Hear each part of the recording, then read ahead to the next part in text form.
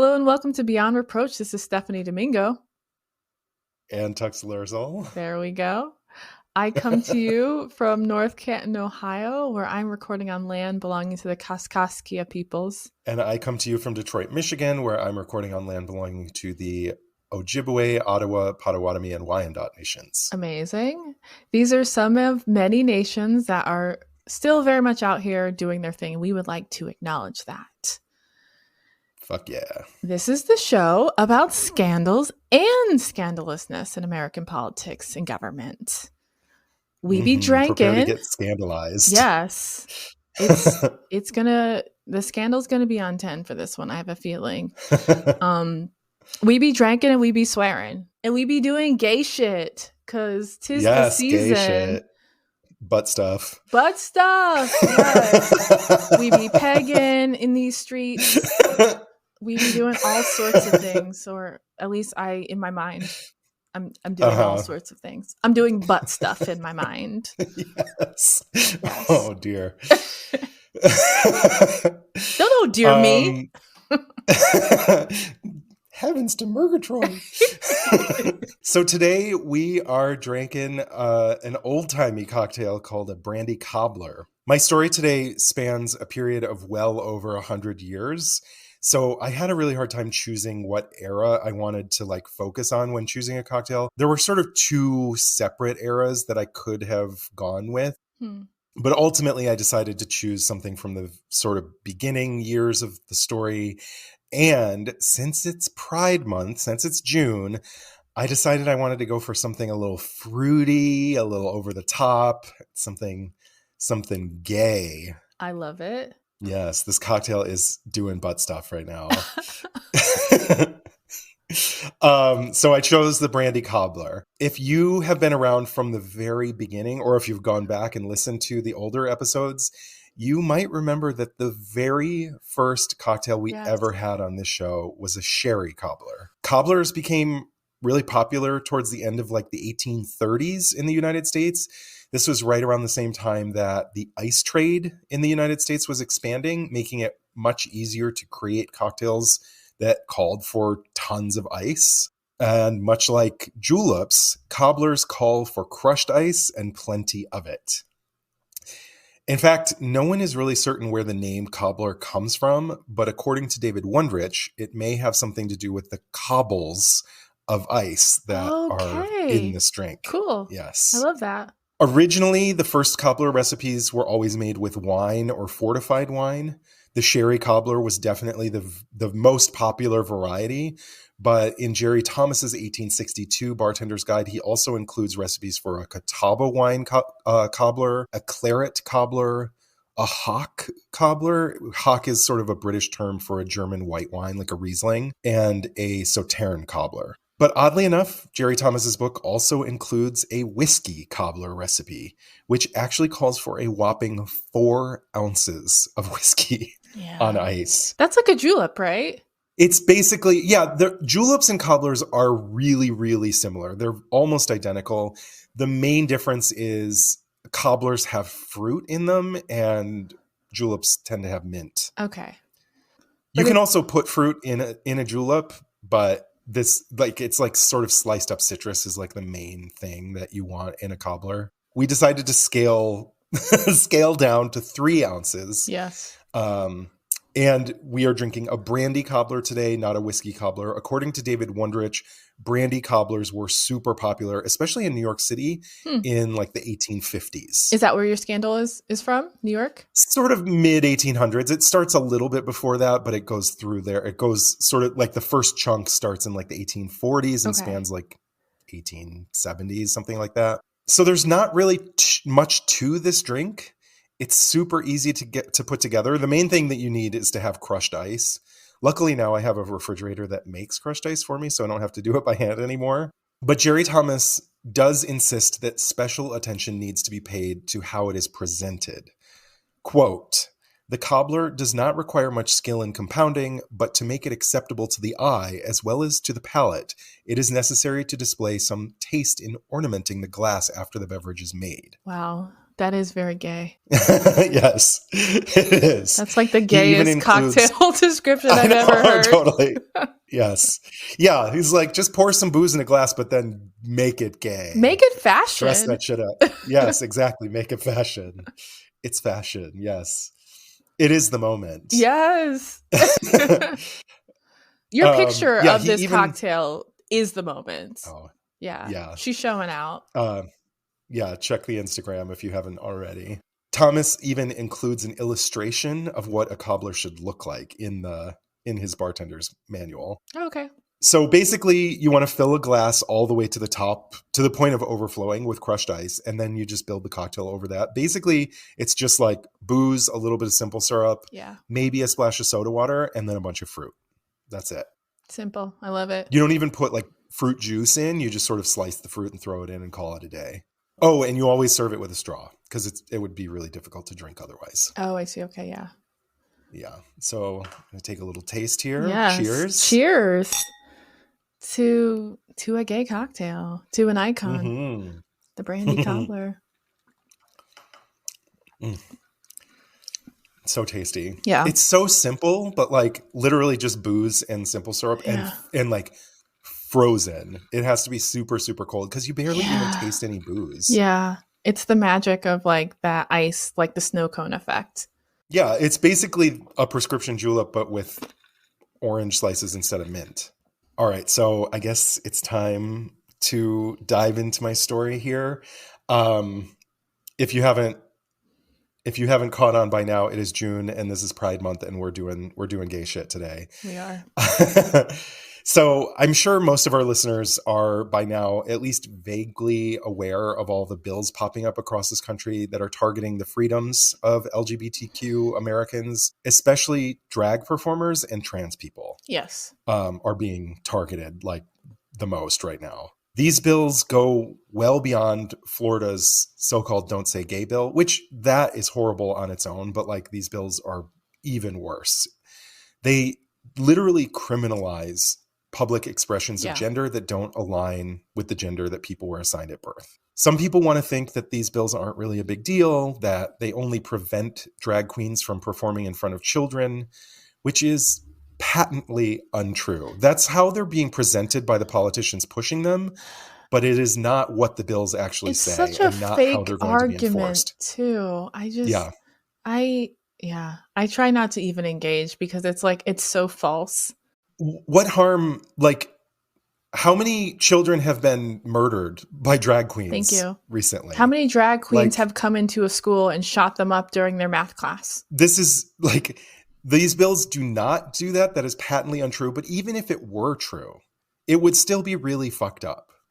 Parents should be allowed to decide whether or not they want their kids to attend a drag show, and older kids should be able to decide that for themselves. And parents should be allowed to decide like which drag shows they deem appropriate if they want to take their kids to a drag show. But, you know, these small government right-wing people are saying that they should be able to be the ones to decide whether or not parents should allow their kids to watch drag performances. And the bottom line is not all drag performances are inappropriate for children. That's basically what they're saying here, is that drag is inappropriate for kids. Mm-hmm. Some drag performances are inappropriate for kids. Lots of drag is very sexual and sexualized, which, you know, who cares? These kinds of performances are being done in bars that are adults only spaces. Yeah. And kids shouldn't be there anyway. So there's no reason that drag performers at bars for adults should have to be kid friendly, because there shouldn't be kids there in the first place. These kids are on YouTube, watching like Nicki Minaj videos, like watching. Straight people get to be super hypersexualized all the time, all day, every day. And nobody gives half a shit. Like kids shows too. Like the bottom line is, even though, some drag is inappropriate for kids, but that doesn't mean it all is. There are plenty of drag queens who really like to perform for kids and do the drag queen story hours. Yeah. And they're not showing up with boobs out. Yeah. You know what I mean? They know how to.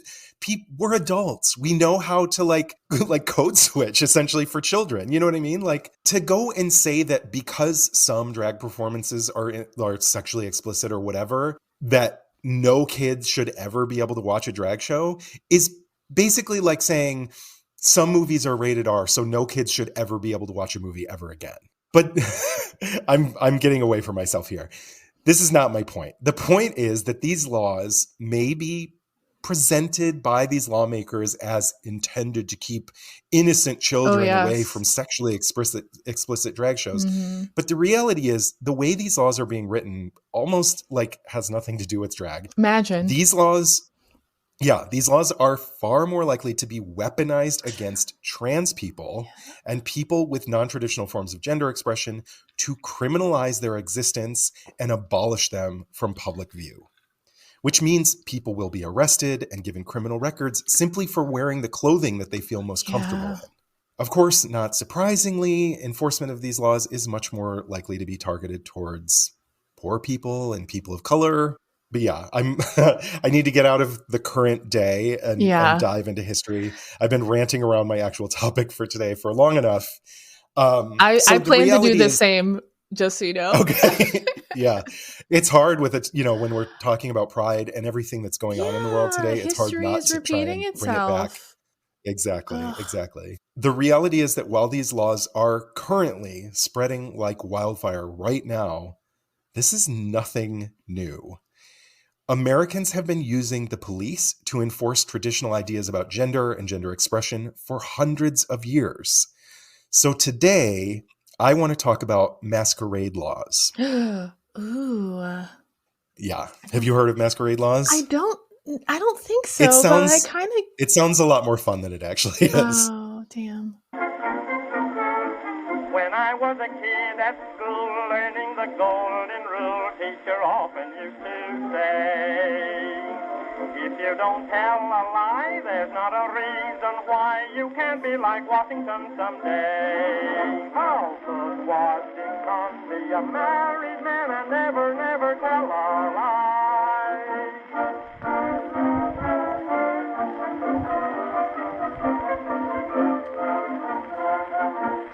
These laws were originally designed to prevent people from dressing in disguise with the intention of avoiding identification while committing crimes. So the law is basically like, you're not allowed to run around wearing like a mask or covering your face so that people can't recognize you, because you're going to then like do something bad. But then the police later repurposed these laws specifically to criminalize the existence of queer and trans people in public spaces. Okay.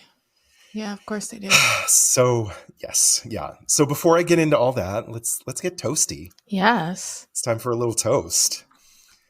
Raise a glass to putting the disobedience back in civil disobedience. I love it. We need to make the enforcement of these cruel and unjust laws as difficult as possible. Get out there and fuck shit up. Yeah. Don't let this happen. Do crime. Wear costumes. Yeah, seriously. Be gay, do crime. Yeah. Yeah, wear costumes. But if you can't protest these laws in person, please at least consider donating to the ACLU's Drag Defense Fund. Yeah. We'll put a link in the show notes. It's very important. And it does not just protect drag queens. It is also, this money is, basically supporting the entire LGBTQIA community, but especially trans people right now. Okay. I think I'm ready. I'm going to take another sip. Yeah, same. This drink, there's a lot of booze in this and it's going down very smoothly. All right. People like to act like the visibility and the mainstream acceptance of drag and different forms of gender expression are something new and terrifying in the world today. They want to act like we need to go back to traditional values. Yes. We need to protect the children. Oh my God. Avert their eyes. Yes. Oh my God. But the children, think about them. It's the children. Think about them and their big heads and high-pitched voices. Yeah. Just I mean, don't think about them when guns are involved, but think Yeah. about them when anything else is. Yeah. Oh. But conservatives have been crying about people basically living their lives differently than they do Yep. for hundreds of years. This is not anything new. Similar to today, laws criminalizing cross-dressing were spreading like wildfire across the United States in the mid-1800s. Rather than being pushed by state lawmakers like today, though, these laws were being passed at a city level. Okay. And they were usually part of a broader campaign against vice that also tended to target indecency, public drunkenness, disorderly conduct, sex workers, and the unhoused. The first of these laws was passed in St. Louis, Missouri in 1843, followed by Columbus, Ohio in 1848, Boo. and Nashville, Tennessee in 1850. Yes. Fuck all the way off. So if you remember my minisode, I believe it was minisode 38 on the roots of policing in this country that I did last year, you might recognize this timing as basically lining up almost exactly with the same years that publicly funded municipal police forces were expanding their reach throughout cities in this country.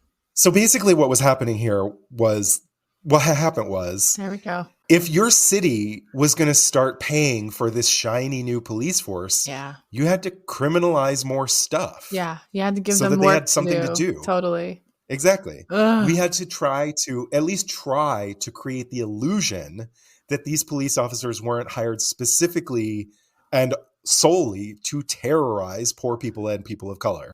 Now, when I recorded that mini-sode, I didn't really realize that we should also have added queer people to that list, but we should have. We're adding them now. Yes, exactly. I didn't really realize how visible they were then in like the mid-1800s, that they were visible enough that people were freaking out and like passing drag bans across the country. Yeah. Yeah. They're not new. They like to pretend Exactly. that they're new. And this is part of the reason why they don't want to teach queer history, queer theory. Exactly. Because Exactly. people realize that this is just a part of the human spectrum of sexuality. So more than 40 American cities passed similar laws criminalizing cross-dressing by the end of the 19th century, and that number continued to climb through the 1920s.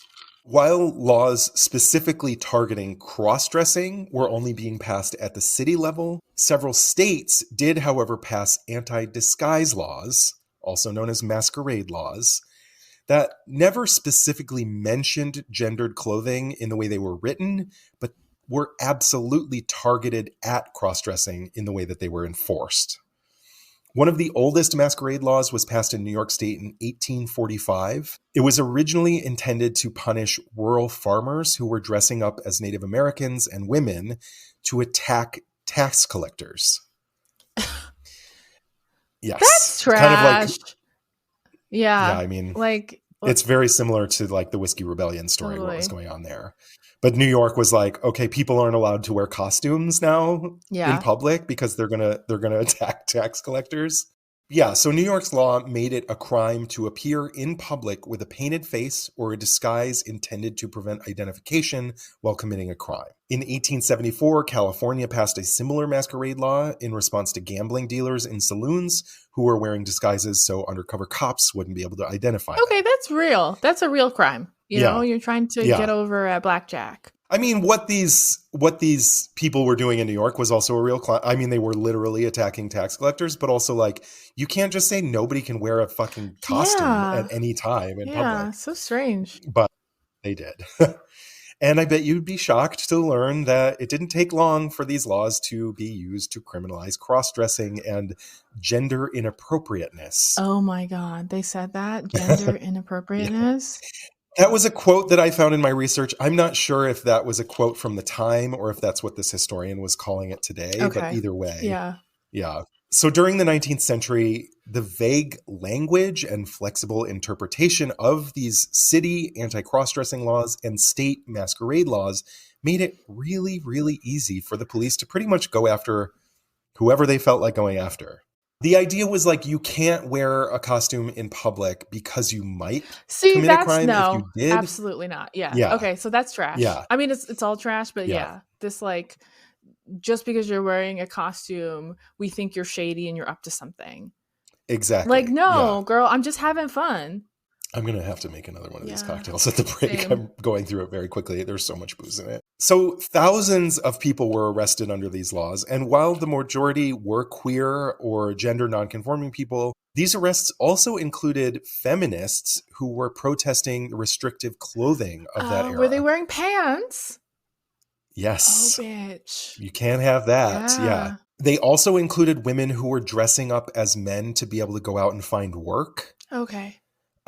Because, you know, Yeah. most Oh my labor at that God. time was male dominated. And some women were just dressing up in men's clothing so that they could travel more easily without like being harassed, or even just like go about their day with a greater freedom of movement than women experienced in society. This is how they got around catcalling. They're like, I'm just gonna I'm just going to dress up like a man. Yeah. And the fact that these masquerade laws were never intended to be enforced this way really didn't fucking matter to anyone by the time they were. In Brooklyn in 1913, for example, a person who we would today call a transgender man was arrested for masquerading in men's clothes and smoking and drinking in a bar. Smoking and drinking is illegal, though? Well, if you're a woman, these are male-only spaces. Oh, got it. Okay. Yeah. When the magistrate pointed out that the state's masquerade law was intended only to criminalize disguises used as a cover for another crime, the police were forced to let this man go. But then they basically just like turned around and immediately re-arrested him and charged him with, quote, associating with idle and vicious persons. Which apparently was a crime. So they re-arrested him, charged him with this, and then found a new magistrate to try the case again. And when he was found guilty second time and sentenced to 3 years in a reformatory, 3 years, the judge made it very clear that even though he was officially charged with a real crime, which it was not a real crime. It's not a real crime at all. He was actually being punished for the way he dressed. According to the original article from the Brooklyn Daily Eagle, the magistrate told him, quote, no girl would dress in men's clothing unless she is twisted in her moral viewpoint. Yeah. 3 years in a reformatory for wearing men's clothing. Hurting no one. But so even if someone was just arrested and then let go or maybe fined, that was really all it took to have your name and the offense published in the paper. No. And that kind of public exposure could literally ruin someone's life. It could end someone's life. Yeah, literally. Ruin opportunities for employment. Your family could find out. Like so many things could go wrong just if your name showed up in the paper saying that you were, you know, being gender inappropriate. And perhaps even worse than being sent to jail, some people were even sent to psychiatric hospitals for their deviant behavior. In 1890, a San Francisco judge sent a person to the Stockton Insane Asylum for wearing men's clothing. In court, they disputed the charge, saying, quote, I'm neither a man nor a woman, and I've got no sex at all. And the judge and doctors saw this as clear evidence of insanity and locked them away in the state asylum for 18 years until they died of tuberculosis in the asylum in 1908. I think a lot of conservatives, I think that the logic and the reason people are so scared by the freedom to live your life with gender expression is that they see this as new. And they don't know that people have been. I don't think they see it as new. I think a lot of people really do. You know, they know nothing about queer history, and they've never heard of this. And maybe they've never met someone who's queer, perhaps. Yeah, I mean, you live in fucking like bumfuck North Dakota. You know what I mean? Like, I mean, I'm my scandal, and I probably should just keep quiet, but my scandal is related to this, and it's more contemporary. It's from the 70s, but there were people in the 70s who were holding signs that said, who are you to be different? Yeah, like that. I think is they ridiculous. Said it out loud, Tux. Like, who are you to be different? Who are you to be different? I think it's conformity. I'm not you, bitch. I don't think it's newness. I think it's conformity. Who are you to be different? Yeah, well, that definitely, yes. I'm sure that I mean, and I know it absolutely does play a huge part in it. But I think that like people who have never been exposed to, especially the idea of being non-binary, just think like that's crazy talk. No, what do you know what I mean? If they're not from like a Native American or Asian background, it can be, it's new. Yeah, you're right. Because of white supremacy, it's not, but it's a binary on us all. Yeah. Yeah, exactly. Yeah. Yes. Yeah. Despite the constant threat of arrest and harassment and punishment from the police, many people in the 19th century still openly refuse to obey this laws. I love it. Lots of people were like, fuck this. Laws are made by these hoes. Me. Fuck it. Yeah, I'm me to be different. Fuck you. Thank you. Yeah, it's like the fact that they said that, like they put these on signs. It's like you guys are really putting like your real intent out there. I don't know if you totally like you're supposed to just pretend this is about the children. Right. Yeah. In San Francisco in the 1870s, Jean Bonnet appeared in court more than 20 times for violating the city's cross-dressing laws. Despite stiff fines and jail time, Bonnet didn't have any fucks left to give. She told the judge, quote, "You may send me to jail as often as you please, but you can never make me wear women's clothing again." Other people were openly challenging the validity and underlying logic of these laws.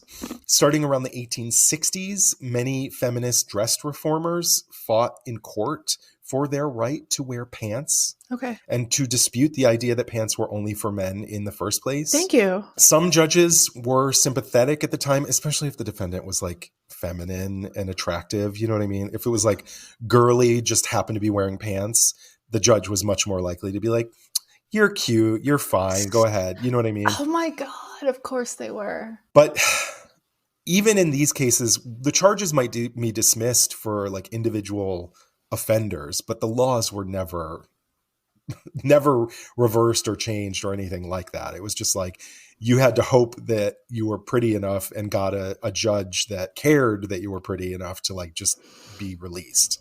What year was this? In the 1860s. 1860. Oh, okay.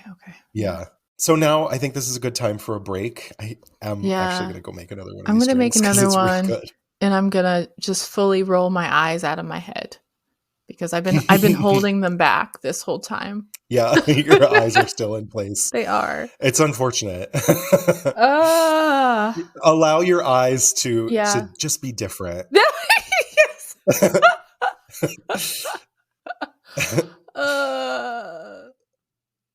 All right, we'll be right back.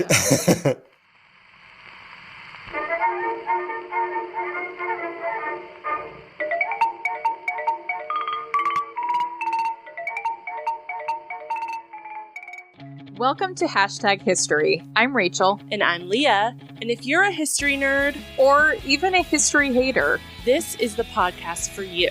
Even if history was your least favorite subject in school, we can guarantee you will like this podcast because we talk about all the things that your history textbooks did not. Things like how the Bonnie Prince Charles and his Jacobite uprising was a bit of a disaster. Yeah, or how the pharaoh Akhenaten was so disliked by Egyptians that they literally purged his name from nearly all of their records and pretended like he had never existed. And we do all of this while drinking and rating a custom-made cocktail specific to that week's topic. So grab a drink, take a seat, and hang out with us each week as we learn all about history's greatest stories of controversy, conspiracy, and corruption. We are back with fresh cocktails. It's been a while since we actually made a second cocktail at the break. I feel like I've been, I don't know, just trying to take it easy or something. Same. And, but we're recording on Memorial Day, so we can be a little freer. Yes. Yeah, and this is real good and very easy to drink. Too easy to drink. I'm probably going to regret it later because I am having people over tonight. They're going to show up and be like, woo! Because I have another cocktail to have after this when we record the next episode. I think I've had double cocktails for the Americano because I loved that one. Yeah. Let's dive back in. So I've kind of covered the bases when it comes to the roots of these anti-cross-dressing laws and masquerade laws in the mid-19th century. But now I want to talk about how they were weaponized against queer and trans people in the 20th century. In the 1960s, there were mountains of laws, especially in New York City, that criminalized gay life. Members of the same sex were banned from dancing together in bars, and bars weren't legally allowed to serve gay people alcohol. What? At least that if they knew that they were gay. Yeah, they weren't allowed to serve alcohol to gay people. That was a law? Yes. Yeah, so this is like part of why the Stonewall Inn was run by the mob, because they ran it as like a private social club that you had to belong to, and you had to pay to be a member to be able to go in there. And so, you know, it was run by the mob. So they really took advantage of the people that went there. They like, you know, if they found out anyone had money, they sort of like extorted people. They also they watered down the drinks. It was not a great place to go, but it was one of the few places, I'll get into this in a bit, but it was one of the few places where like drag queens could go and trans people could go and sort of just be themselves. But anyways, yeah, you had to like belong as a member to the Stonewall so that you could drink alcohol. The NYPD regularly targeted queer spaces, leading to the routine harassment and arrest of butch lesbians, trans women, and gay men in drag for violating cross-dressing laws. First-hand accounts of these raids describe the police enforcing a rule that required people to wear 3 articles of gender-appropriate clothing or face arrest. Rusty Brown first started dressing as a man as a disguise to get a factory job after she lost her position as a machinist at the end of World War II. But she later started working as a drag queen, or a drag king, excuse me. Okay. She later started working as a drag king in New York's gay bars, which was when her troubles really began. She said, quote, "I have been arrested in New York more times than I have fingers and toes for wearing pants in a shirt." At that time, she said, you had to have 3 pieces of female attire to avoid being arrested for cross-dressing. In queer circles around the country, this rule became known as the 3-article rule. It was referenced everywhere, including reports about arrests in Greenwich Village in the months leading up to the Stonewall Rebellion in the summer of 1969. Wow. Violations of the 3-article rule were one of the most common reasons for the arrest of queer people in the 20th century. But as it turns out, no such rule ever actually existed. No. At least not on the books. There was no 3-article rule on the books. So someone just made it up and like... I mean, the cops just decided that it was going to be easier to like control queer populations if they thought that this was a real rule. But if they had 3 items, like would they let them go? I think sometimes, yeah. Or like they would maybe beat them up, but not arrest them. Oh, okay. So researchers say that while this rule always comes up in interviews and memoirs about queer life in the 1940s and 50s and 60s, the 3-article rule never once appeared in any official documents actually produced in those years. And even cities that still had official anti-cross-dressing laws on the books never had any legitimate rules about specific numbers of articles of gendered clothing. Wow. Not even police procedural manuals from that time mention 3-article rules. They've looked and looked and looked and can't find it.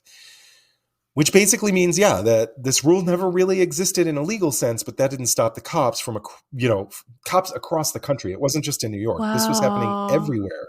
So this ridiculous rule that never actually existed. That's wild. Was actually one of the, literally, this is like one of the biggest tools in policing. Like, were there no like lawyers representing gay people to be like, oh, okay, what law did my client violate?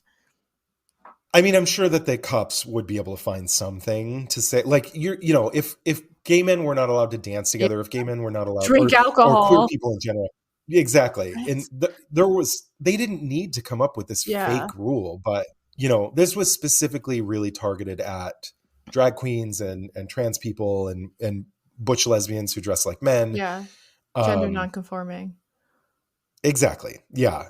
But like, again, whether or not they had a lawyer, they could find something. Yeah. It wasn't hard. And the judges were not on their side. The lawyers were not on their side, They weren't allowed to drink alcohol. Like, they I know, it's actually so made fucking that a weird. rule? Like, y'all Yeah. suck. Like, what? I mean, I think the point was like gay bars were illegal. Gay, but okay. Yeah. Got it. Yeah. Okay, that. I mean, it wasn't like if you went to a bar in order to drink and the bartender didn't know you were gay, that the bartender was going to get in trouble. Yeah. But like you weren't allowed to gay like establishments have a queer space. Yeah. Exactly. Okay. Yeah. Yes, that is a thing. Yes. Yeah. But so this rule was one of the contributing factors that led to the uprising at the Stonewall Inn. Since police used this 3-article rule as an excuse to raid gay bars and harass and arrest patrons, a lot of gay bars wouldn't let drag queens or trans people in. They were trying really hard, especially white gay men, were trying really hard to just be like, we're straight-laced, we're normal, we just, we're not like you. We're just doing, yeah, exactly. We're just doing butt stuff behind closed doors, but we're not like you. We're not a weirdo like you, We're not being ourselves openly. Exactly. Like you, yeah. Being different. Yeah. Yeah. I mean, which of course comes from a place of fear more than hate, but it was not, it's not a cute look. Yeah. The fear can become hate because this is America. Yeah, exactly. That's what it, yeah, that's, exactly. That's and I mean, we're still dealing with that. We're still dealing with this today. Like organizations like the Human Rights Campaign basically trampling all over trans rights to get gay rights passed further. Yeah. That was not a very eloquent way of saying that, but you know what I mean? Yeah. This is still happening today. But anyways, this was all very recent. Of course it's still happening today. Yeah, exactly. But because the Stonewall Inn was run by the mob and they paid the cops off to let them keep operating, the Stonewall became a hangout for drag queens and for trans people because they weren't welcome in other gay bars. And the mob didn't give a fucking shit. They were just like, as long as you're paying us, we don't care what they know how to mind their fucking business. Yeah, exactly. I mean, provided they got money. Yeah. So that's why, when it comes to the story of the uprising at the Stonewall Inn, we have this legend of this drag queen, Marsha P. Johnson, throwing the first brick that started the whole rebellion in the first place. The reality is that it was much more likely to have been like a bottle or something that was just like on the table than a brick. Nobody like ran out of the bar to go find a brick and then came back in and threw it, Unless they had a brick in their bag and for protection. It's possible. It's really unlikely that it was that it was really a brick. It's also kind of unlikely that it was actually Marsha P. Johnson.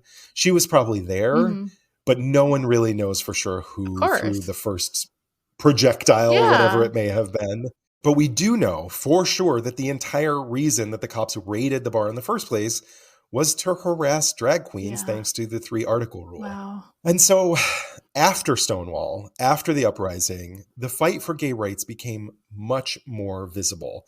And a lot of police forces across the country sort of became a little bit hesitant to focus as much anyways on cross-dressing arrests. Of course, that didn't mean that they just stopped harassing queer people and trans people, but they were a lot more careful about how and when they did it and what laws they used to justify their actions. And the 70s also saw a lot of legal battles challenging the validity of these laws, and a lot of cities were forced to overturn the actual cross-dressing bans that were big in cities in the 1800s were overturned, a lot of them. And eventually, over the years, the police kind of just forgot about the 3-article rule because it didn't exist in the first place. But even though the NYPD stopped enforcing the Masquerade Law in New York State never actually repealed it. In fact, in 2011, the NYPD resurrected the Masquerade Law to arrest Occupy Wall Street protesters for wearing masks in public. Wow.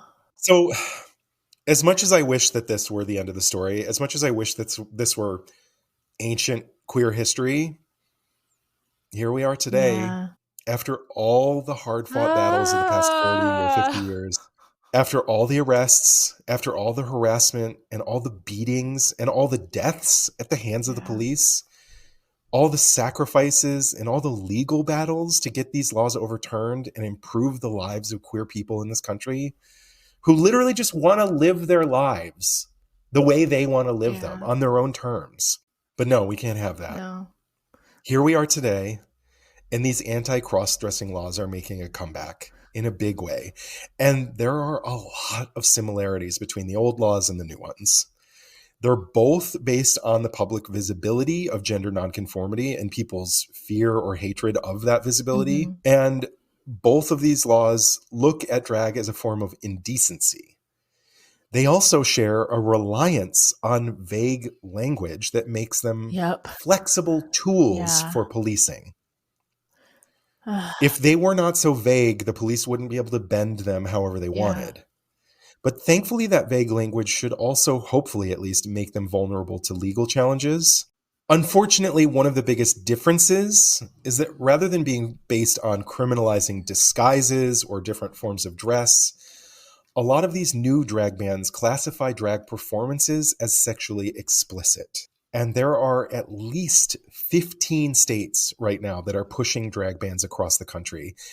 And because these are often classified as sexual-based crimes, they come with extremely harsh sentences. A bill that just passed in Arizona's state Senate says that if a drag queen performs in front of anyone under 15 years old, they could go to prison for at least 10 years and have to register as a sex offender for performing in drag in front of someone 14-year-old. Is it wrong that like when you said Arizona, I breathed a sigh of relief that it was in Ohio? That it's not Ohio. I'm sure Ohio's. If Ohio isn't doing it already, it's on the list to try to do it, I'm sure. Yeah. And parents or anyone who allows a minor to watch a drag show would also be subject to punishment under this law in Arizona. Thankfully, Arizona's governor is expected to veto this bill, but there are plenty of other similar bills being pushed across the country, and most of them are happening in states that have far less sympathetic governors who are not going to veto these bills. The law in Tennessee is especially scary. Yeah. Critics say that the bill is so constitutionally vague that no one is exactly certain what falls under the jurisdiction of this ban, making drag performers and business owners really uncertain about what's going to happen next. And some fear that if children were to show up to pride events in Tennessee, that the police could just show up and start arresting drag queens or anyone dressed in a costume that the police don't like. Anyone that is different could be arrested. Even parents could be arrested for bringing children to pride parades under this law. That's really disturbing. Yeah. I mean, it's just because the law is written in such a vague way. So no one's really sure if this would happen or not, or if the police would really do it or not. But that fear of not knowing and needing to sort of find out is terrifying. Yeah. And that's kind of the point. Totally. The ACLU of Tennessee tweeted, quote, "We are concerned that government officials could easily abuse this law to censor people based on their own subjective viewpoints of what they deem appropriate, chilling protected free speech and sending a message to LGBTQ Tennesseans that they are not welcome in our state." Don't we have other shit to worry about? I mean, come on. Look around you. Look at what is happening in this world, and this is what you're choosing to be focused on. But it's always about bullies have to pick on the easiest target first. Absolutely. You start with the smallest, weakest people that nobody cares about. Drag queen, if they went after all gay people, like the entire gay population first, it wouldn't work. You have to pick off the easiest targets first, and then we'll be next. If they succeed, we're going to be next. But you can't start with an entire, if everybody's got some like gay uncle or something that just, fits in and does what they're going to do, you can't go after those people first. That's not where you start, but that's where you'll get eventually. But yeah, these laws were written with this really vague language on purpose to make them easy to bend to the will of the people passing and enforcing them. And that fear of not knowing if or when or how harshly they're going to be enforced is also part of the point. They want to drive queer people and trans people out of the public eye completely. They want to make pride events scary. Yeah. And this is a great way to do that. They want people to be afraid. And thanks to similar drag bans that are going on in Florida, multiple cities in Florida have already started canceling pride events. Yeah. Because they're afraid. Yeah. Yeah. And it's so disheartening to see. I mean, people are fighting back. I mean, people have always fought back. But it's Absolutely. This is like... I mean, look at what was happening in the 1860s. Yeah. We're going to fight back. Yeah. You're not going to get away with it, but not long term, but you're going to do some real fucking damage and ruin some lives in the meantime. Yeah.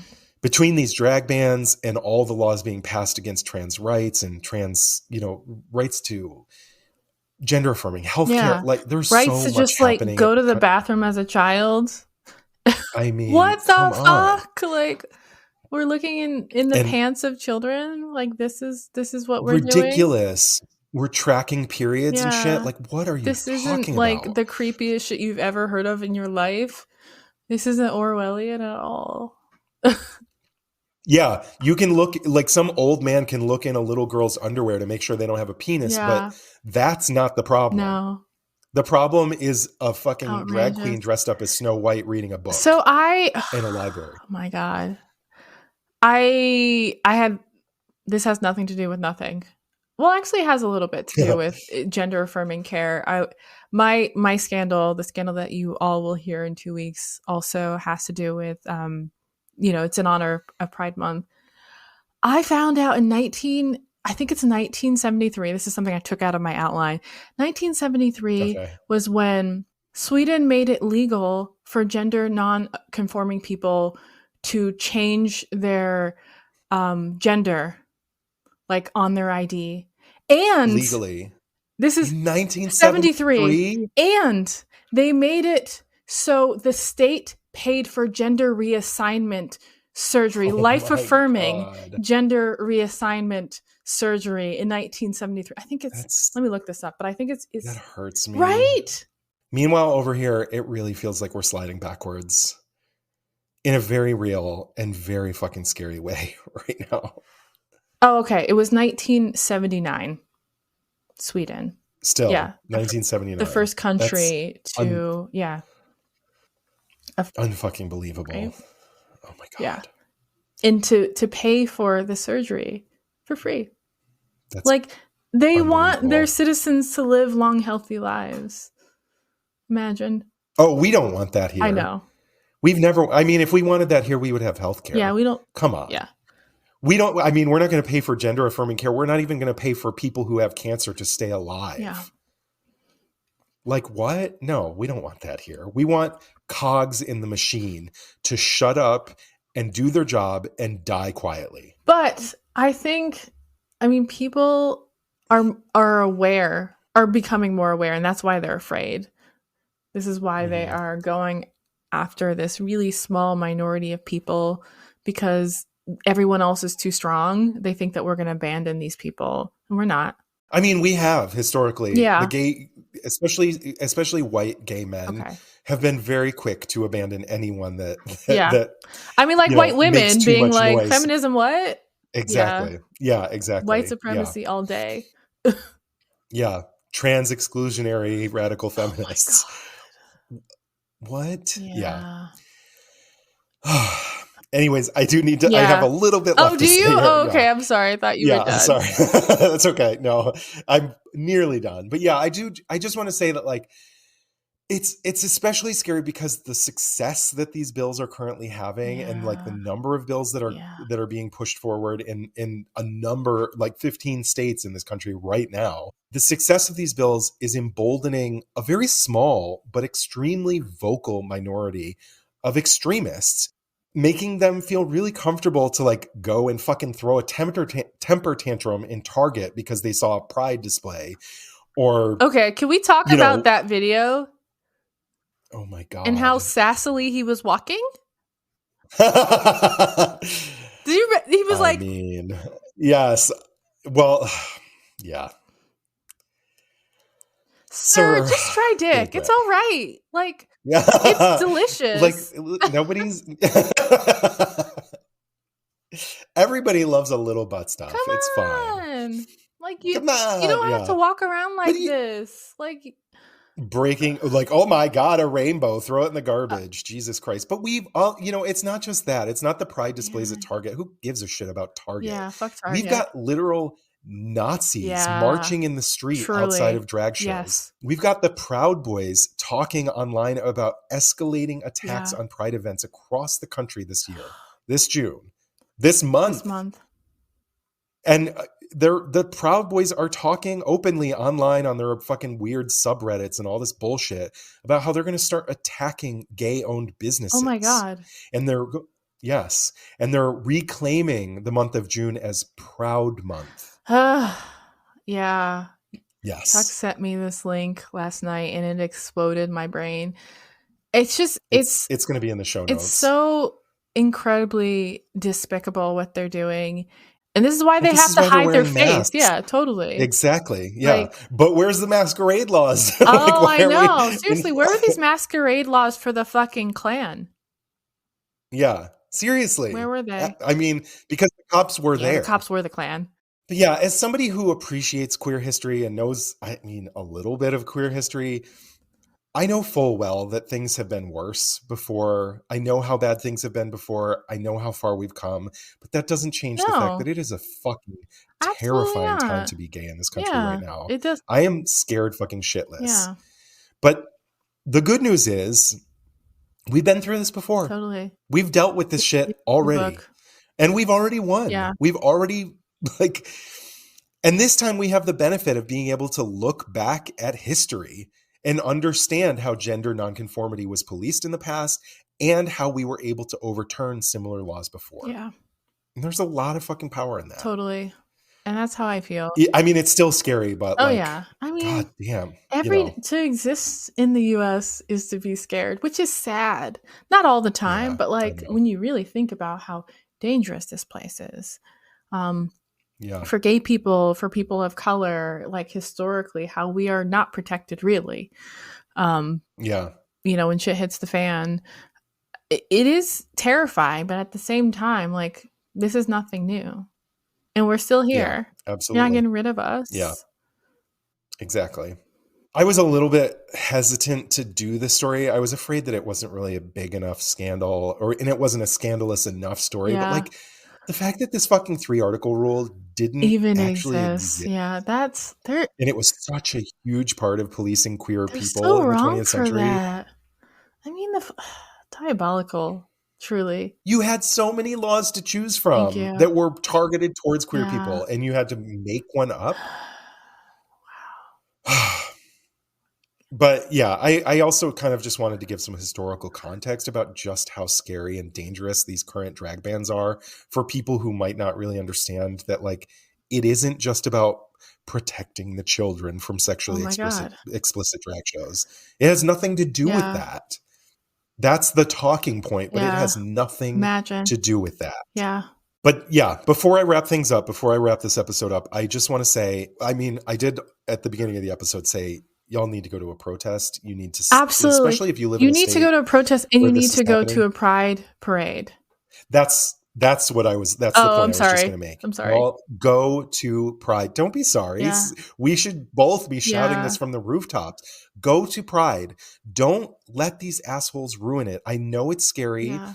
I have second thoughts about going myself, but I'm fucking going to go because it's important, especially right now. Totally. Especially when they're trying so hard to make it scary.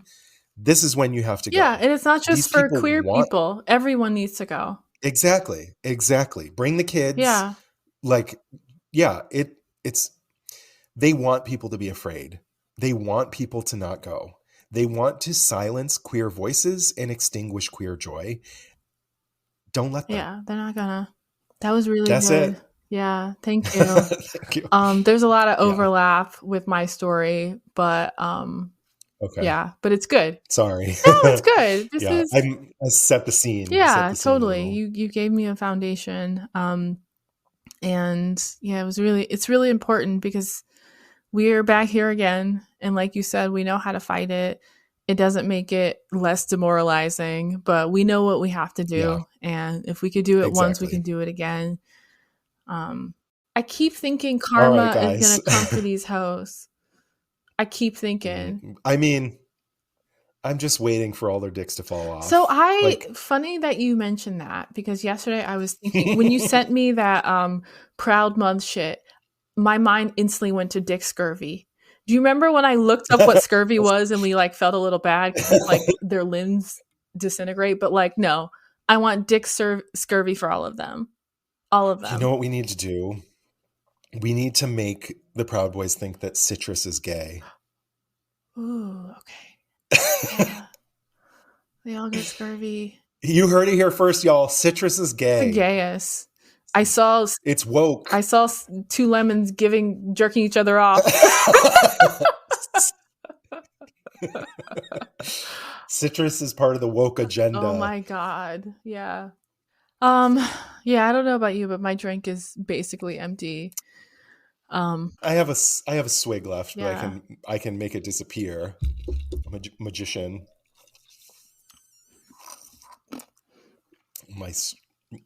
I have one of those straws, those like reed straws. Oh, And it's been in this drink this whole time, and it's just now finally starting to get soggy. incredible. We've come a long way since those paper monstrosities. Our first episode, we had paper straws that we weren't even able to get through the first like 30 minutes without it turning to mush. 20, yeah. Yeah. Literally. Turned to mush. They were beautiful though. I love these like straw. They're called, for those of you who might be, yeah, they're called hay straws. Yeah. Like HAY exclamation point. Yeah. And I love them. Hey. They're a little small. That's how I hear it. They're gay straws. Yeah. Straws are gay now too. Yeah. By the way. But yeah, my drink's now empty. Cool. Now it's time to start eating this fruit. Yeah. So America's history is juicy. We just add brandy, a shit ton of ice, and some simple syrup and fruit. Call it a day. Make it fruity. Make it fruity. In honor of Pride Month, make it real fruity, y'all. Mm-hmm. Remember, lemons are the gayest of the gay. You heard it here first. So thank you so much for listening to Beyond Reproach. This has been Stephanie Domingo. And Tux Lurzol. Thank you. Hey, yes. Thank you to our editor, our new editor, Thomas. He's amazing. We could not do this without him. Thank you. Thank you. Facts are facts, America. Yeah. All right. That's it. Bye. Bye, y'all.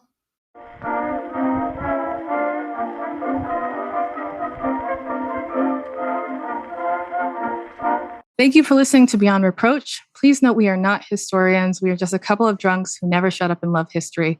A full list of all source information can be found in the show notes on our website.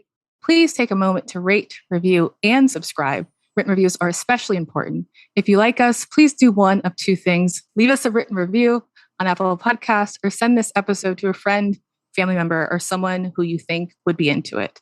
Don't forget to follow us on social media. And make sure you follow us on Instagram because we post our cocktail recipes the Thursday before each full episode. Please drink along with us if you are not driving. We also have a shop on beyondreproachpod.com. Get your merch, brand yourselves. We also have exclusive content on Patreon where you can directly support the production of our show.